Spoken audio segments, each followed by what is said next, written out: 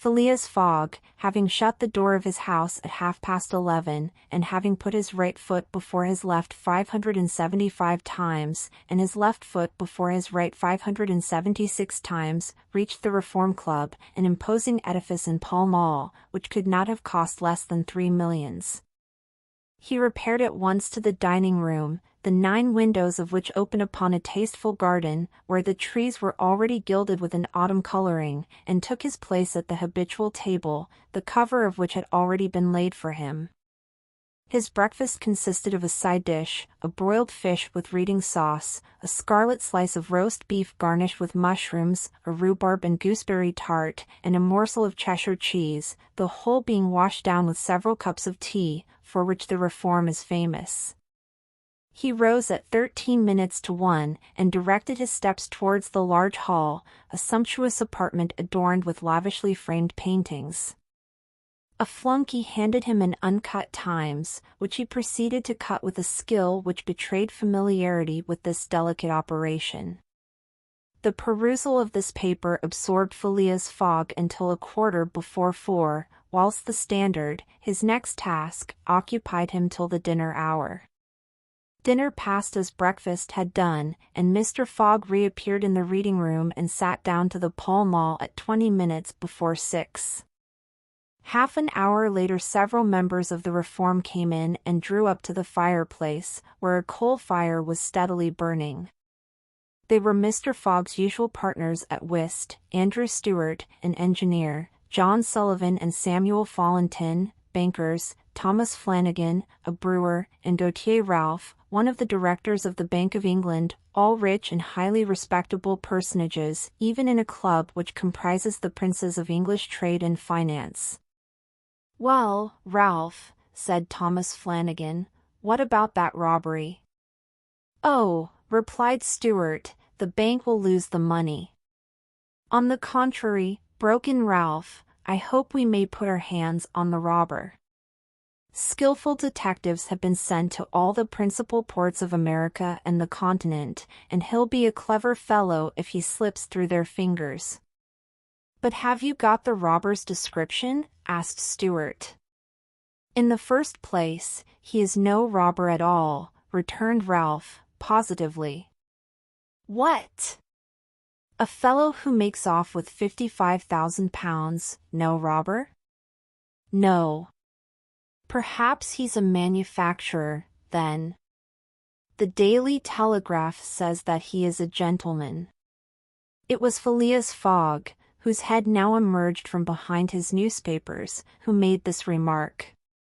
He bowed to his friends, and entered into the conversation.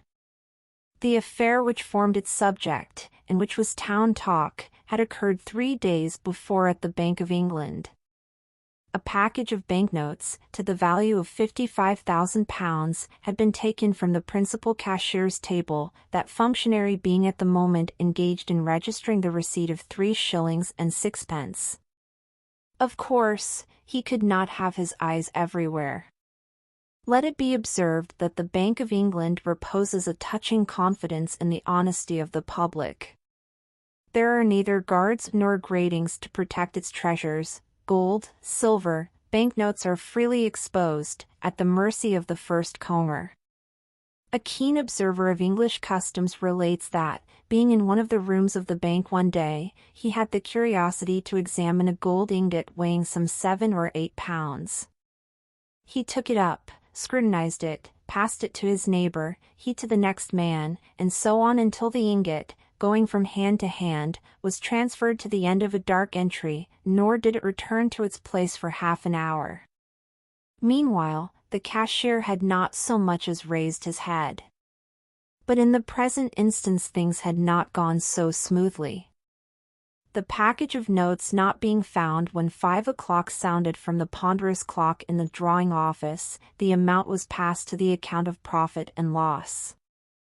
As soon as the robbery was discovered, picked detectives hastened off to Liverpool, Glasgow, Havre, Suez, Brindisi, New York, and other ports, inspired by the proffered reward of £2,000 and 5% on the sum that might be recovered. Detectives were also charged with narrowly watching those who arrived at or left London by rail, and a judicial examination was at once entered upon. There were real grounds for supposing, as the Daily Telegraph said, that the thief did not belong to a professional band. On the day of the robbery, a well-dressed gentleman of polished manners, and with a well-to-do air, had been observed going to and fro in the paying room where the crime was committed. A description of him was easily procured and sent to the detectives, and some hopeful spirits, of whom Ralph was one, did not despair of his apprehension. The papers and clubs were full of the affair, and everywhere people were discussing the probabilities of a successful pursuit, and the Reform Club was especially agitated, several of its members being bank officials. Ralph would not concede that the work of the detectives was likely to be in vain, for he thought that the prize offered would greatly stimulate their zeal and activity. But Stewart was far from sharing this confidence, and, as they placed themselves at the whist table, they continued to argue the matter. Stewart and Flanagan played together, while Phileas Fogg had fallen in for his partner. As the game proceeded, the conversation ceased, excepting between the rubbers, when it revived again. "I maintain," said Stewart, "that the chances are in favor of the thief, who must be a shrewd fellow." "Well, but where can he fly to?" asked Ralph. "No country is safe for him." "Pshaw! Where could he go, then?" "Oh, I don't know that. The world is big enough." "It was once," said Phileas Fogg, in a low tone. "Cut, sir," he added, handing the cards to Thomas Flanagan. The discussion fell during the rubber, after which Stewart took up its thread. "What do you mean by once? Has the world grown smaller?" "Certainly," returned Ralph. "I agree with Mr. Fogg. The world has grown smaller, since a man can now go round it 10 times more quickly than 100 years ago. And that is why the search for this thief will be more likely to succeed. And also why the thief can get away more easily." "Be so good as to play, Mr. Stewart," said Phileas Fogg.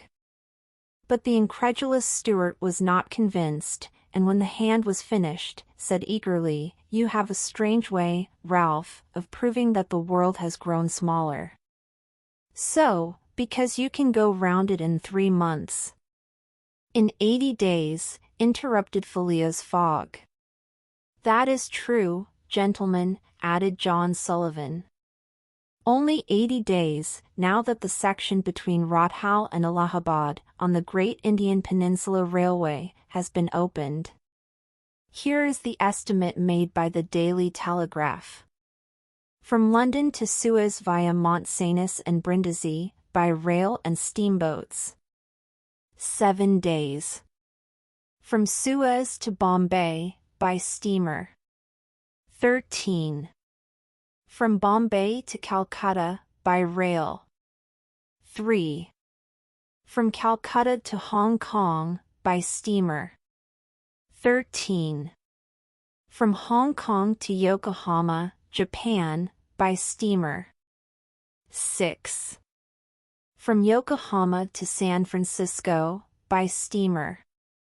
22. From San Francisco to New York, by rail. 7. From New York to London, by steamer and rail. 9. Total. 80 days. "Yes, in 80 days," exclaimed Stewart, who in his excitement made a false deal. "But that doesn't take into account bad weather, contrary winds, shipwrecks, railway accidents, and so on." "All included," returned Phileas Fogg, continuing to play despite the discussion.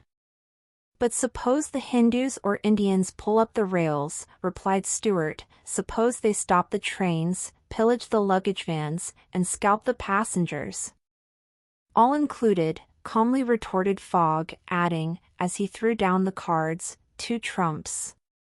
Stewart, whose turn it was to deal, gathered them up, and went on, "You are right, theoretically, Mr. Fogg, but practically." "Practically also, Mr. Stewart. I'd like to see you do it in 80 days. It depends on you. Shall we go?" "Heaven preserve me! But I would wager £4,000 that such a journey, made under these conditions, is impossible." "Quite possible, on the contrary," returned Mr. Fogg. "Well, make it, then." "The journey round the world in 80 days? Yes. I should like nothing better." "When?" "At once. Only I warn you that I shall do it at your expense." "It's absurd," cried Stewart, who was beginning to be annoyed at the persistency of his friend. "Come, let's go on with the game." "Deal over again, then," said Phileas Fogg. "There's a false deal." Stewart took up the pack with a feverish hand, then suddenly put them down again.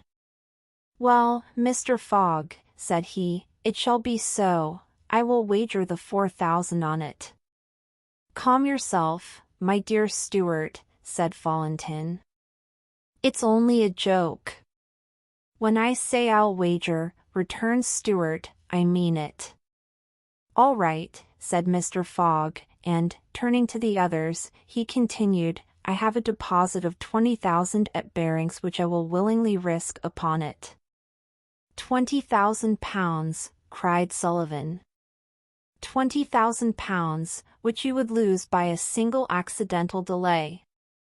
"The unforeseen does not exist," quietly replied Phileas Fogg. "But, Mr. Fogg, 80 days are only the estimate of the least possible time in which the journey can be made. A well-used minimum suffices for everything. But, in order not to exceed it, you must jump mathematically from the trains upon the steamers, and from the steamers upon the trains again." "I will jump mathematically." "You are joking." "A true Englishman doesn't joke when he is talking about so serious a thing as a wager," replied Phileas Fogg, solemnly. "I will bet £20,000 against anyone who wishes that I will make the tour of the world in 80 days or less, in 1920 hours, or 115,200 minutes. Do you accept?" "We accept," replied Messrs. Stewart, Fallentin, Sullivan, Flanagan, and Ralph, after consulting each other. "Good," said Mr. Fogg. "The train leaves for Dover at 9:15. "I will take it." "This very evening?" asked Stewart. "This very evening," returned Phileas Fogg. He took out and consulted a pocket almanac, and added, "As today is Wednesday, the 2nd of October, I shall be due in London in this very room of the Reform Club, on Saturday, the 21st of December, at 9:15 p.m., or else the £20,000, now deposited in my name at Barings, will belong to you, in fact and in right, gentlemen. Here is a cheque for the amount." A memorandum of the wager was at once drawn up and signed by the 6 parties, during which Phileas Fogg preserved a stoical composure. He certainly did not bet to win, and had only staked the £20,000, half of his fortune, because he foresaw that he might have to expend the other half to carry out this difficult, not to say unattainable, project. As for his antagonists, they seemed much agitated, not so much by the value of their stake, as because they had some scruples about betting under conditions so difficult to their friend. The clock struck 7, and the party offered to suspend the game so that Mr. Fogg might make his preparations for departure. "I am quite ready now," was his tranquil response. "Diamonds or trumps, be so good as to play, gentlemen."